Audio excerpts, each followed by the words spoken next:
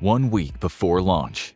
Tensions between North and South Korea are at an all-time high. The cooperation between both nations, which was meant to foster closer cooperation and hopefully lead to peaceful reconciliation, has turned sour, and the mutual economic and industrial zones built across the border from each other have been vacated for months. The new South Korean president is taking a much more hawkish stand on North Korea. Inspired by America's strategy in the Cold War against the Soviet Union, he's launched a military buildup over the last 2 years in office, forcing the North to try to keep up. With a much weaker economy, the North is falling behind as South Korea adds hundreds of new modern tanks, aircraft, armored vehicles, and self-propelled artillery to its forces every year. So far, North Korea has enjoyed a significant advantage in artillery over the South, with thousands of long and short-range batteries aimed across the DMZ. Much of this artillery can even reach Seoul, which is only 50 kilometers away from the shared border. The city has, in effect, been held hostage for decades by overwhelming North Korean firepower, with the South knowing that in case of hostilities, the city will come under an incredible barrage of thousands of rounds a minute. Hardened shelters have been built across the city, and public safety drills are a regular part of life for those living in Seoul. However, South Korea's rapid technological advancement and the addition of so much modern military hardware has started to erode the North's advantage. Now, advanced attack aircraft and counter-battery artillery can strike at North Korean guns with pinpoint precision and quickly eradicate them. Seoul won't get off scot-free, but the city also won't burn to the ground as many predicted before South Korea's modernization efforts. The Kim family feels it's running out of leverage over the South, and secretly it's being egged on by China to take action. Any attack on the South will prompt a U.S. response, as South Korea's ally is treaty-bound to defend the small nation. If the U.S. becomes embroiled in a new Korean conflict, it could create the opening China has been looking for to cross the Taiwan Strait and take the rebel province by force. Publicly, both the U.S. and China work to diffuse tensions. But in private, Chinese President Xi Jinping whispers poisonous words into Kim Jong-un's ear. What China can't imagine, though, is just how far the desperate North Korean leader is ready to push things. 2 days before launch, a pair of speedboats approaches a South Korean fishing vessel 100 miles off the coast of Incheon. At the same time, a midget submarine surfaces next to another fishing vessel off the coast of Busan. More midget submarines and speedboats approach fishing vessels off the coasts of Donghae, Masan, and Gunsan. The South Korean crews are startled by the appearance of North Korean Special Forces soldiers who demand their surrender. The civilian crews comply, the North Korean operatives working quickly to avoid anyone sending out radio distress calls. Once the crews have been subdued, they are executed and their bodies are tossed overboard. Each team unloads a large oval-shaped container from their respective midget submarine or speedboat and transfers it over to the seized vessel. 12 hours before launch, public health officials in protective gear begin spraying down local train stations in Jeonju, Daejeon, Sejong, Gwangju, Seoul, and Daegu, and other major metropolitan cities across South Korea. The men work quickly in the pre-dawn hours and spray what appears to be disinfectant. A police cruiser in Daejeon stumbles across the work and approaches the man, signaling at a distance for them to stop briefly. The workers comply and, keeping a safe distance from the officers, explain they're spraying disinfectant in anticipation of a fresh COVID outbreak. The police patrol radios back to dispatch, but nobody seems to know the city's plans to spray local stations. But the officers write it off as yet another in a long list of miscommunications between City Hall and its police forces. Wishing them a good morning, the cruiser takes off as the senior patrolman makes a note about stopping for masks at a local pharmacy to take home with him after a shift. The last thing his family or South Korea needs is yet another COVID outbreak. 11 hours before launch, a city sanitation service van pulls up to the front gate of Camp Carroll just outside of Daegu. 2 guards work the gate, a young American fresh from the States and a Korean military policeman, part of a small detachment of Korean augmentation to the U.S. Army, or KAT USA. The Korean soldier and the city workers begin to talk in Korean, and the conversation gradually grows more agitated. The city workers are here to disinfect some of the public facilities on the small U.S. Army base and have credentials. But when the soldiers radio for verification, their security control has no record of any such work order. The conversation grows more heated, and the South Korean soldier starts to notice the city workers are becoming very uncomfortable. Acting on instinct, he pulls his 9mm service pistol out and demands the men step out of the van. Inside the van, the driver suddenly reaches for his own hidden pistol, but the American gate guard opens up with his M4 rifle. The 5.56mm rounds punch through the thin skin of the van and kill all 4 of the city workers. 9 hours before launch, The dead sanitation workers are not carrying any identification other than the credentials they first offered upon arriving at the gate. The credentials are authentic, but the identity of the individuals is not. The entire main gate is quarantined, and a U.S. Army hazardous materials team inspects it carefully, verifying that the contents of the large backpack sanitation spray are not, in fact, sanitizer. What it is remains unknown, but an emergency alert is dispatched across the entire joint American and South Korean military alerting system. 8 hours and 35 minutes before launch. The police patrol who stumbled across the city workers in Daejeon reports their encounter, setting off alarm bells across the South Korean government. Alarm grows into panic as similar reports come in from across the country. An emergency order to shut down South Korea's sprawling public transportation network is set out, and trains automatically come to a screeching halt. However, millions of South Koreans have already begun their workday after riding into the cities on public trains from suburbs across the nation. 6 hours before launch. The hijacked fishing vessels, now operated by North Korean Special Forces operatives in disguise as fishermen, slowly putter into their respective ports and take up berths. 4 hours before launch. In North Korea, a Kim Jong-un body double addresses the nation with a stirring speech full of the typical propaganda and threats the world has come to expect, and only grown in intensity over the last few months. A small crowd of a few hundred eagerly clap at their dear leader's speech in a public square in Pyongyang. American, Japanese, and South Korean intelligence analysts all watched the speech via hijacked connections to the closed North Korean media network. Each nation's spy agencies employ a mix of psychologists, body language experts, and even professional acting teachers to tease out any and all possible information from the weekly speeches. The fake Kim Jong-un's every single gesture and word is carefully dissected by these specialized teams, looking for any telltale physiological or psychological signs of stress or deception, which could signal an imminent threat from the North. South Korean artificial intelligence programs compare the live feed in real time to thousands of photographs and clips of Kim Jong-un stored in their databases. The AI makes a worrying conclusion. There's a 24.7% chance this is not, in fact, the real Kim Jong-un. 3 hours before launch. Across every major city in the country, and in some Korean and joint American bases, people are starting to feel ill. Emergency services are overwhelmed with reports of tens of thousands of cases of severe diarrhea and vomiting. 2 hours and 15 minutes before launch. The severely sick continue to grow by the hour, and a pattern quickly emerges. All who are affected have used public transportation that morning. Hospitals are completely overwhelmed, and military bases across the country work to isolate the infected quickly to begin an attempt to limit the spread to healthy military personnel. The United States of America enacts Defense Condition 3 across all of its installations in the South Pacific.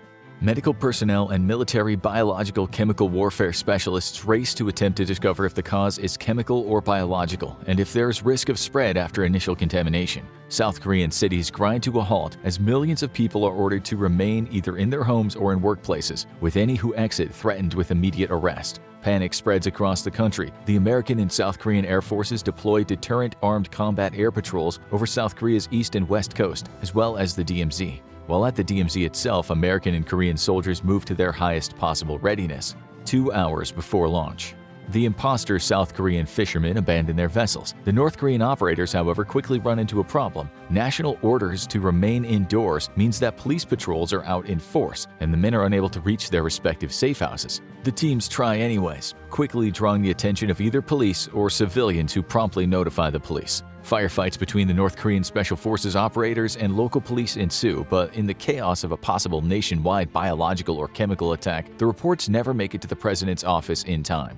5 minutes before launch. Tens of thousands of kilometers above the Earth, drifting in geosynchronous orbit, the U.S. Space Force's SBIRS High Geo 1 stares down at the planet with an unblinking electronic eye. The satellite is part of the space-based infrared system, an early warning system designed to detect everything from nuclear explosions to missile launches. The true capabilities of the entire American space surveillance system are classified, but it's known that it was able to detect the launch of anti-ship missiles by Houthi rebels in recent conflicts.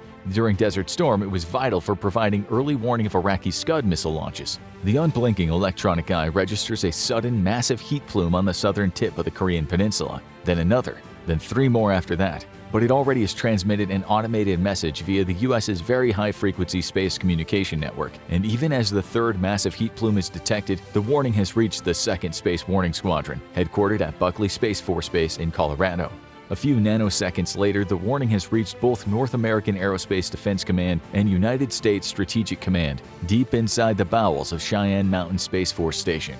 Down on Earth, Space Force personnel scramble to authenticate the warnings and within seconds receive confirmation. 5 nuclear detonations on the Korean peninsula, one at each of South Korea's 5 biggest port facilities. Supercomputers process all incoming information from precise heat measurement to height and width of debris cloud to estimate the yield, 25 kilotons. The information is already on its way to the White House via Link 16 communication system and fiber optic cables buried deep under the earth. 3 minutes after what is now being called Event 1, the President of the United States of America is being hurried out of a meeting and into a nearby office, its occupant forced to vacate it immediately. A U.S. Air Force aide explains the situation to him as the nuclear football is set on the desk beside him. Launch. A mobile erector launcher backs out of a long mountain tunnel. The green military vehicle is a quarter length of a football field, and sitting atop its long trailer is a ballistic missile that only takes up about half of that length. The vehicle and its payload, like half a dozen others, has been hidden inside mountain tunnels for years in order to evade American spy satellites. Its 5 other partners are located across the heart of mountainous North Korea, but they carry much larger missiles. Their missiles are large enough to reach Hawaii and just past the American west coast. For now, they remain hidden, but they can be prepared for launch within 30 minutes' notice. Once clear of the tunnel entrance, a warning klaxon sounds from the vehicle as it moves its massive trailer into the ready launch position. The short-range ballistic missile is still massive, about 10 meters long and full of highly reactive fuel. The vehicle's crew shelters inside the crew cabin, while the outside technicians monitor the erector launcher from a distance. Lifting the missile into place can be dangerous as the big rocket is slowly swung upward and made vertical. Any flaw in manufacturing could lead to structural damage, a punctured fuel tank, and an extremely hazardous fuel leak. The hydrazine is extremely toxic and an explosion hazard from the slightest spark caused by bad wiring. With a sigh of relief by all gathered, the missile finally settles into place in its vertical position. Technicians run a quick set of diagnostics and receive the ready-go responses in return. The missile and its payload are prepared to fire. There is no countdown. The vehicle crew simply retreats back to the safety of the armored cab and the ground technicians behind blast shields located inside the tunnel. The launch is already behind schedule. The atomic detonations in South Korea's 5 largest harbors was supposed to coincide with the detonation of this short-range missile. Now the South Koreans and their American allies have advanced warning, and the mission's success is seriously jeopardized. That doesn't stop the massive North Korean war machine, however. Already artillery are laying waste to South Korean fortifications along the DMZ and blasting open a path through mine-infested ground for armored forces. The 100-kiloton warhead was meant to signal the renewing of hostilities and act as a deterrent to U.S. involvement. Now it'll have to play catch-up and hopefully evade the South's missile defenses. With a swoosh and then a mighty roar, the rocket engine powering the big missile comes to life. Clamps are released as the missile slowly lifts into the air. As hundreds of kilograms of fuel are burned in a second, the missile becomes considerably lighter, allowing it to pick up even more speed. Just 20 seconds after launch, the missile is already supersonic. 21 seconds after launch, SBIRS HiGeo-1 sends a new alert to the 2nd Space Warning Squadron. Its artificial intelligence confirms the heat signatures recorded in a remote patch of North Korean mountains as matching that of a short-range ballistic missile. The warning is relayed at light speed via the U.S. military's very high-frequency satellite communication system. Both an AWACS already put into the air out of precaution and ground-based air defense radars confirm the contact a few seconds later as the missile accelerates into the upper atmosphere and turns into a ballistic trajectory straight toward South Korea. Flying over 6 times the speed of sound in the very thin air of the upper atmosphere, there's no time for orders from the White House or anywhere else. Even if a state of war had not already existed between the North and South, American and Korean air defense networks operate on their own initiative to prosecute this threat. Outside of Lot Sky Hill Seongju Country Club, an American-operated Terminal High Altitude Area Defense Battery is already at work. Its powerful AN/TPY-2 radar is locked onto the North Korean missile and processing a firing solution for the 48 interceptors assigned to the battery. In seconds, 2 of the interceptors are fired. While that is designed to knock out much higher-flying ballistic missile threats, this one is well within engagement parameters. Normally, a ballistic missile would fly out into space before re-entering the Earth, but the short-range attack and an attempt to evade American missile defenses kept this missile inside of the atmosphere. The battery commander holds his breath as he watches the 2 merging radar tracks and continuously reminds his radar technician to be on the lookout for further threats or warning from the Space Force of new threats. He hasn't heard about the nuclear detonations across South Korea's ports yet and has no idea if this is a single launch or just the start of a nuclear bombardment. With as many as 50 nuclear weapons, North Korea could launch volleys of 36 at a time if it wanted in an attempt to overwhelm the South's defenses. The radar tracks the interceptors and missiles as they close in on each other at hypersonic speeds. The hit-to-kill warheads separate from the rocket bodies and lock on to the incoming North Korean nuclear warhead, utilizing their infrared seeker heads and radar guidance via active link. The North Korean warhead, also free of its rocket body, is glowing red-hot on the infrared due to increasing friction with the air as it plunges down into the thicker atmosphere, making it an easy target to track.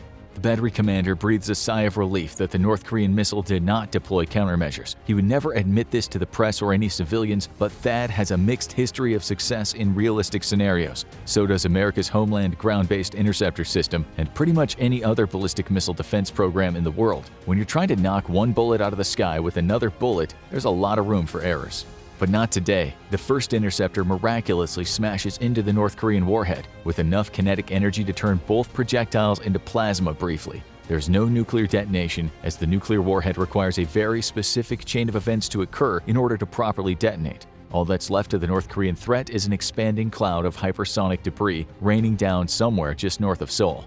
The battery commander immediately gets on the line with America's South Korean military command, who relays the news of the successful intercept to their South Korean allies, most of which already know, as they too were tracking the threat and interception. The nearly $1 billion system has proved its worth and prevented the deaths of hundreds of thousands, maybe millions. Everyone assembled breathes a sigh of relief, but maintain their vigilance on the lookout for further threats. 1.5 hours after launch, a coordinated time-on-target attack by American standoff attack weapons rains down over Pyongyang and other government sites across North Korea. Launched via F-15s and F-35s, Slammer missiles, or Standoff Land Attack Missile Expanded Response, arrive at their targets within seconds of each other, delivering 500-pound warheads with pinpoint accuracy. Explosions rock Pyongyang as slams strike government buildings. Outside of the city, specially modified deep-penetrating missiles bury themselves into the ground before detonating. Their specialized warheads create shockwaves that cause deeply buried bunkers to collapse in on themselves. With their ability to reach out beyond the horizon, nowhere in North Korea is safe,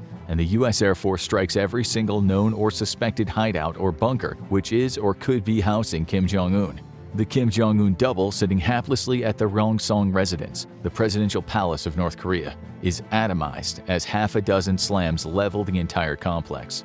Hot on the heels of the advanced American missiles is a combined South Korean and American air assault force. These special forces operators have one job: hunt down and kill the North Korean leader. Both nations have pooled their resources and intelligence over the years to root out every possible location Kim Jong-un could flee to in case of war, and are part of a decapitation strike meant to quickly end hostilities by terminating the supreme leader. The hope is that with the Kim regime annihilated, other North Korean politicians more interested in saving their own lives will negotiate with the South to cease hostilities. Simultaneously, a separate group of American and South Korean special forces and air assault troops fly at treetop height toward known North Korean nuclear sites. Unbeknownst to them, however, Chinese air assault troops are also doing this same thing from their own border. China cannot allow North Korea to freely use its nuclear weapons any more than America can, and despite the entire crisis making for good cover, the last thing President Xi Jinping wants is a nuclear war in his backyard. The American and South Korean forces find themselves engaging in firefights against North Korean defenders and the Chinese air assault troops, unaware of China's true intentions. A three-way chaos ensues, with heavy casualties on both sides as known North Korean nuclear sites come under the control of either the South Korean-American alliance or the Chinese. It'll take hours before deconfliction takes place between China and America, who don't yet realize they have the same goal, at least in this regard. 12 hours after launch.